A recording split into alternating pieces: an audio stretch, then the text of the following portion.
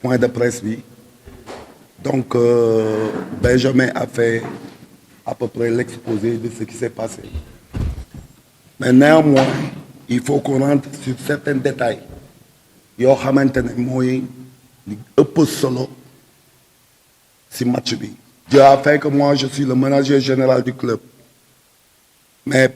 par chance j'étais parmi les coachs man ak le vieux donc tout ce qui s'est passé du début à la fin ci biir terrain bi man maa ko dund man ak le vieux donc je pense que je suis une personne habilitée pour expliquer réellement ce qui s'est passé donc revenant sur les faits on a vu le président du Casa Sport génn donc et je regrette parce que tey je pensais qu'il pouvait commencer par condamner ce qui s'est réellement passé parce que man personnellement je condamne li nga xam ne moo xew foofu parce que li xew foofu football waxul loolu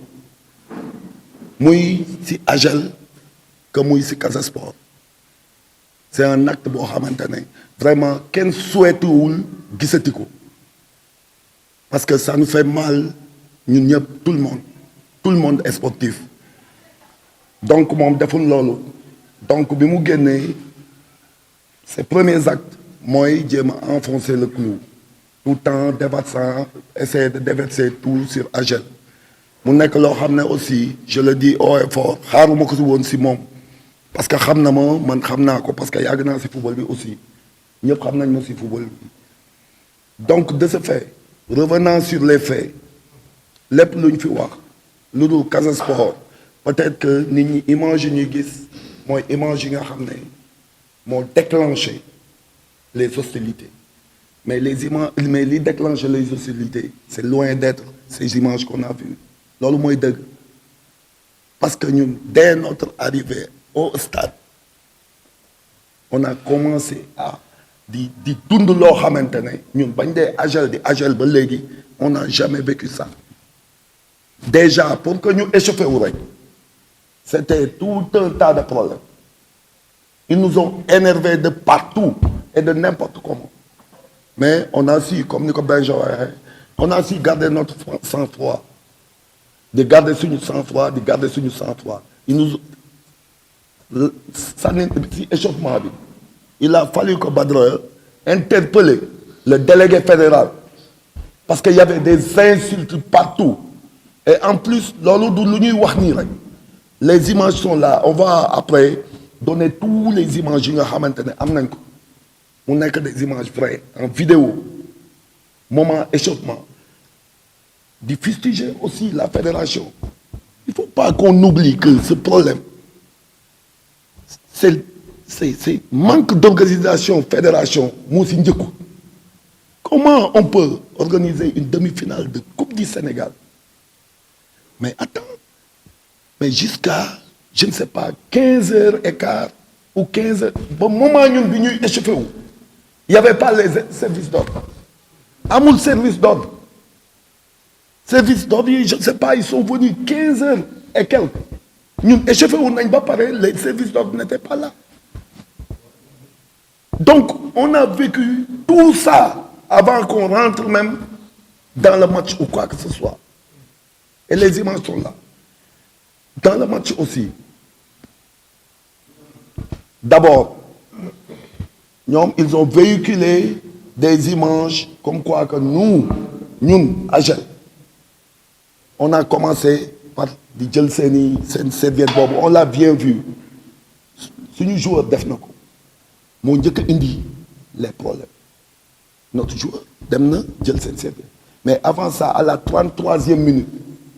nañu xoolaat les vidéos à la 33e minute ñoom ñoo njëkk a dugg suñu camp jël suñu deuxième gant wu gardien de but yóbbu ko sànni ko jox ko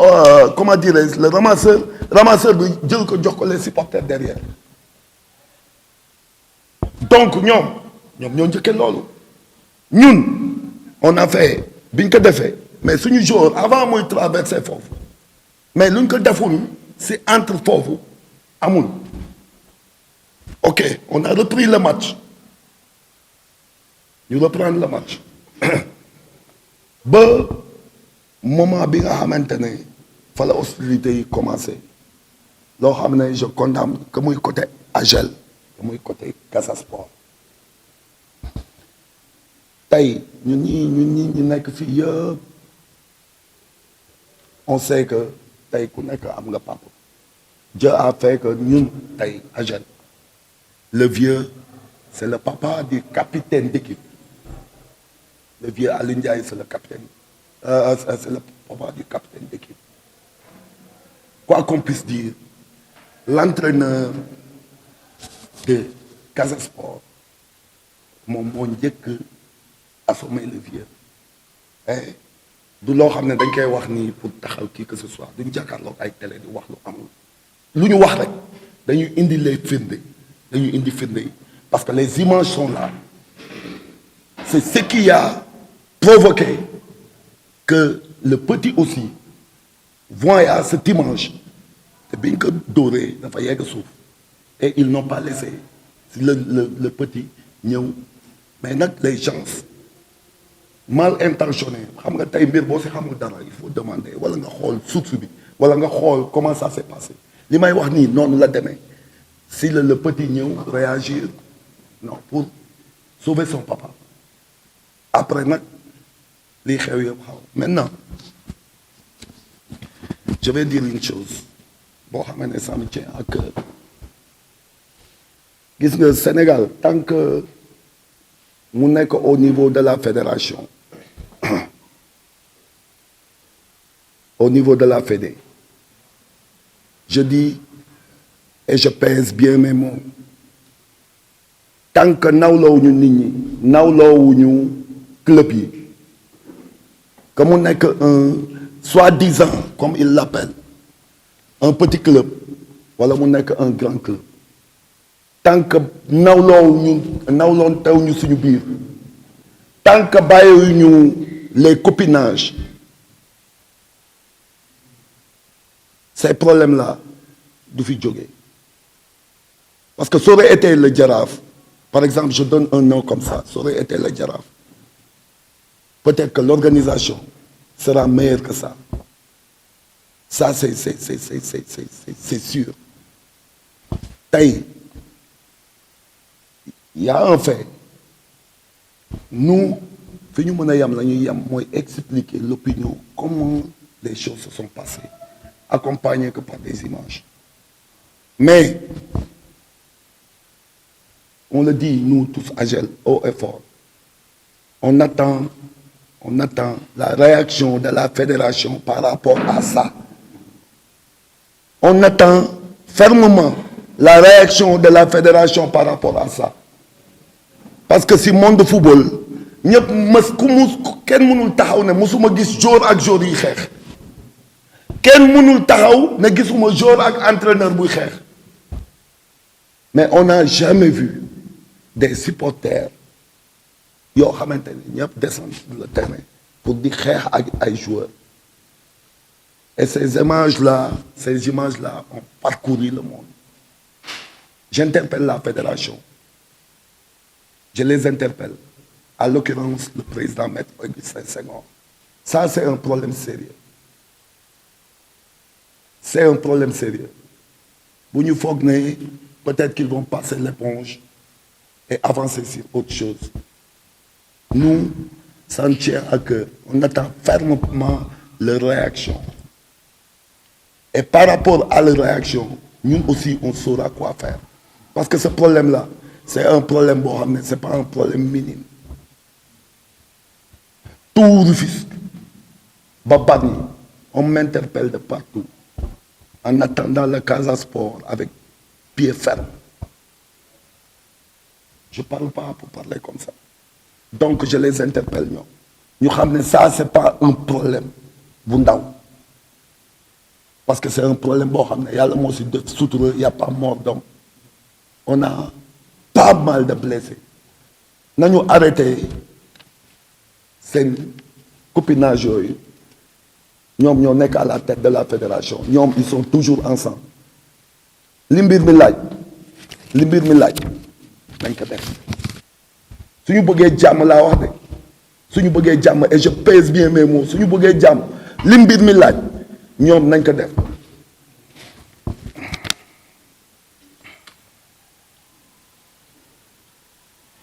En plus de ça, voilà, j'allais oublier. Heureusement que les gens m'ont fatali nañ. Là aussi, j'avais informé à tout le monde que même des armes blanches ont été saisies. Yoo xamante ne du ay wax ñun ñoo ko gis nii suñu bët parce que ñun bi ñuy évacuer ñun bi ñuy génn stade autopolice moo ñu génne stade autopolice bi ñu génne stade bi on était plus de 50 dans la voiture est restée plus de 40 minutes pour mën a génn stade ñoom ils ont essayé basculer oto bi pour tuur ko yooyu c'est des images yoo xam ne kenn mënu ko jël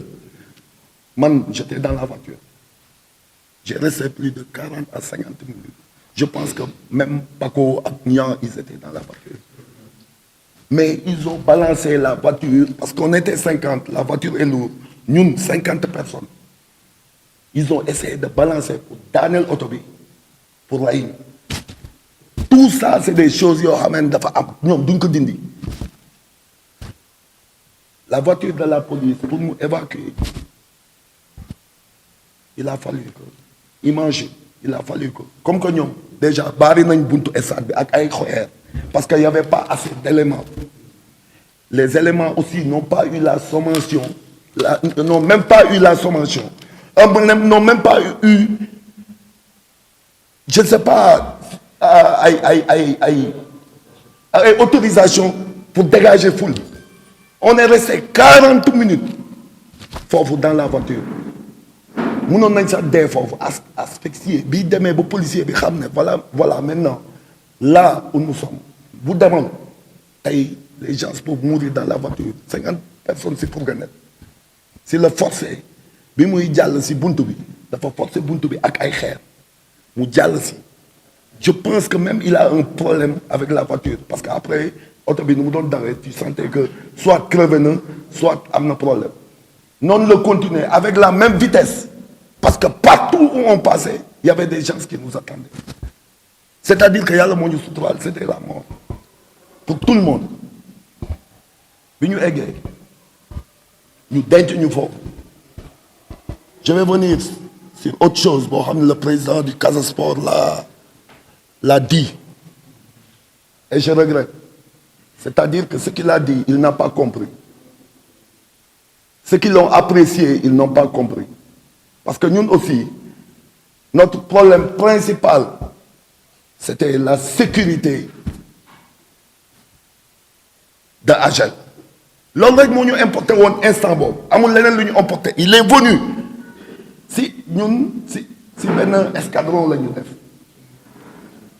si GMI ñooñu téye plus de 3 heures de temps pour que ñu mën a faj ñenn ñi pour sax ñu mën a dox ñenn ñu mën leen faj pour que ñu mën a bouger ba pare ñu téye ñu foofu parce que y avait pas de sécurité maintenant le président du Casa Sport est venu nous on s'attendait à ce qu'il comme ni ma ko waxee au départ et qu'il regrette les faits ce qu'il n'a pas fait il nous a amené mu indil ñu bisam ñun AJEL on a pris le bus mais on a pris le bus malgré nous parce que aussi ñun am nañ fulla am nañ fayda ñun doo ñu bëgg a rey ba pare ne da ngay ñëw di ñu dimbali par un bus nous avons notre bus et je dirais pourquoi on n'a pas amené notre bus pour vous dire que les choses ont commencé même avant le match on a eu des échos que c'était très dangereux qu'on voyage par bus et qu'on amène notre bus là-bas c'est par la suite qu'on a pris la décision de prendre le vol pour bañ a am benn risque parce que imagine une équipe de football qui joue une demi-finale de Coupe du Sénégal comment on peut penser que cette équipe va prendre un vol à 10 heures pour arriver à Cap Skirring à 11 heures egg hôtel presque à 1h30 pour jouer à 16 heures c'est pas faisable ñun xam na li ñuy def mais ñun xam nañ lu tax ñu jël vol bi aussi parce que suñu sécurité c'est-à-dire on savait avant le match qu'il y a quelque chose qui cloche. Les gosses sont venus à l'hôtel. Ils n'ont même pas eu le temps de se reposer parce qu'on était convoqués à 14 heures au stade. Donc, moom bu ñu indi les bus lu tax ñu jël bus bi je vais dire à tout le monde que ñun on a pris le bus malgré nous parce que instant boobu il y avait que notre sécurité amul leneen suñu sécurité rek moo ñu incombé woon on a accepté le bus boobu noonu xam nañ ne bu ñu duggee ci bus bi peut-être que les gens qui nous attendaient parce que ils nous ont dit ba Cap Skirring ñun ak yéen donc on a pris le bus mu évacuer ñu ba Cap Skirring on avait fait des réservations à l'hôtel à Casamance on était obligé d'aller à Cap Skirring jël un autre hôtel boo xam ne on a payé plus de 2 millions pour mun a passer la nuit sax 3 millions 800 pour mun a passer la nuit pour am sécurité donc moom bisam boobu mu ñu jox et il di ko wax partout que ñoom voilà même ñoom ñoo ñu jox bus non on n'avait pas besoin de ce bus mais on avait pris ce bus moom bi mu ñëwee il a fait des interviews devant nous di wax lu ko neex mais ñun aussi à notre niveau en ce moment-là suñu sécurité rek moo ñu importé woon on s'était dit on garde notre calme bu ñu demee on va expliquer à tout le monde ce qui s'est passé donc si lañ ñibbisi si tout le monde parce que les gens ont vraiment prié pour nous les gars je vous dis hein, les gens ont eu peur ñu ngi masawu ñëpp parce que ñun ñu nekkoon foofu ñu nekk fii ñoo ñu gënoon sonn ñoo ñu gënoon xalaat parce que lii ñu gis nii dafa nekk loo xam ne nit musu ko gis ci monde football amul nit bu ko mus a gis ci monde football donc ñuy masawu waa Tëngéej di masawu ñeneen ñi dëkkul Tëngéej sax te ñu gis li nga xam ne naxari na leen donc di xamal opinion bi rek ne tey pour résumer un peu rek que ñun AGEL kenn mësuñu dégg ci histoire ñun AGEL dañuy histoire comme équipe yëpp dañuy histoire y a des jeux de forêt partout dans le monde dañ koy def comme ñëpp mais li ñu gis nii si le Casa Sport ne sort pas pour s'excuser si le Casa Sport ne sort pas pour condamner ce qui s'est passé la fédération de même nañu xam ne ñoom ñëpp defuñu lii yoon ak li war ak te lii lu mu mënti indi après nañu xam ne du responsabilité AGEL du responsabilité kenn ñoom seen responsabilité lañ bu ñu bàyyiwul copinage